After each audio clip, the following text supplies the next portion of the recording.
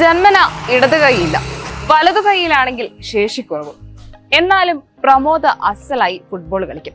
സർവകലാശാല ഫുട്ബോൾ ടീമിലെ അംഗം കൂടിയാണ്. പ്രമോദിന് നിങ്ങളോട് ചിലത് പറയാനുണ്ട്. വൈകല്യങ്ങൾ മൂലം പിന്നിലേക്ക് വലിയുന്നവർക്ക് വലിയൊരു പ്രചോദനം നൽകാൻ പ്രമോദിന്റെ ഈ വാക്കുകൾക്ക് സാധിക്കും. എങ്കിൽ അതൊന്ന് കണ്ടാലോ.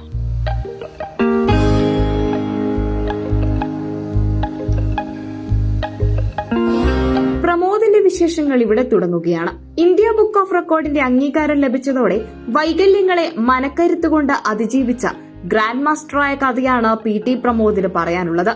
ഇന്ത്യൻ നാഷണൽ അത്ലറ്റും ഏഷ്യൻ ഫുട്ബോൾ കോച്ചുമായ ഇടുക്കി കഞ്ഞിക്കുഴി ആൽപ്പാറ PD പ്രമോദ് വൈകല്യമുള്ള ആദ്യ ഇന്ത്യൻ ഫുട്ബോൾ കോച്ചാണ്.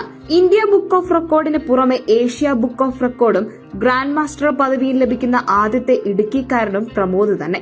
ഇടുക്കി കളക്ടറേറ്റിൽ റവന്യൂ വിഭാഗത്തിൽ ജോലി ചെയ്യുന്ന പ്രമോദിന് ജന്മന ഇടത് കൈയില്ല, വലതുകരമാകട്ടെ വൈകല്യം ബാധിച്ചത്.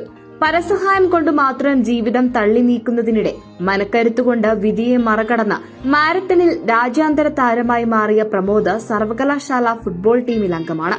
എറണാകുളം മഹാരാജാസിൽ പഠിക്കുമ്പോൾ സർവകലാശാല ഫുട്ബോൾ ടീമിൽ ദേശീയ താരമായി. മാരത്തണിൽ പങ്കെടുക്കാൻ അവസരം ലഭിച്ച ആദ്യ ഭിന്നശേഷിക്കാരനും ഈ 38-കാരനായ പ്രമോദ് തന്നെയാണ്. ഞങ്ങളുടെ ഇന്നത്തെ പരിശീലനം അവസാനിച്ചു. ഇന്ന് നമുക്ക് നിങ്ങളോട് സംസാരിക്കാനുള്ളത് ഈ വർഷം ലഭിച്ചിട്ടുള്ള 2 അവാർഡുകളുണ്ട്. ഇന്ത്യ ബുക്ക് ഓഫ് റെക്കോർഡും ഏഷ്യ ബുക്ക് ഓഫ് റെക്കോർഡും.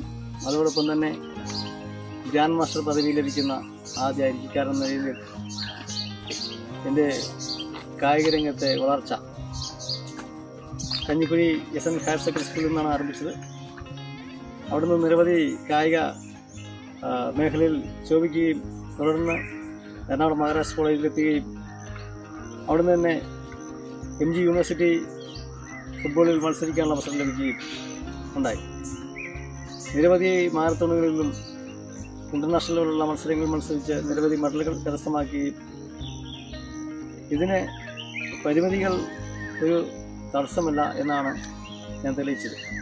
കാരണം വെറുതെ ഇരുന്ന് സമയം കളയുന്നവർക്ക് വേണ്ടിയിട്ട് പറയാനുള്ളത്, ഏത് പരിശ്രമത്തിലൂടെയും എന്തും നമുക്ക് നേടിയെടുക്കാൻ കഴിയും എന്നുള്ള ആത്മവിശ്വാസം എവർക്കുമുണ്ടെങ്കിൽ നമുക്ക് ഏത് മേഖലയിലും ശോഭിക്കാൻ സാധിക്കും എന്നുള്ള സന്ദേശമാണ് ഇന്ന് നിങ്ങൾക്ക് നൽകാനുള്ളത്.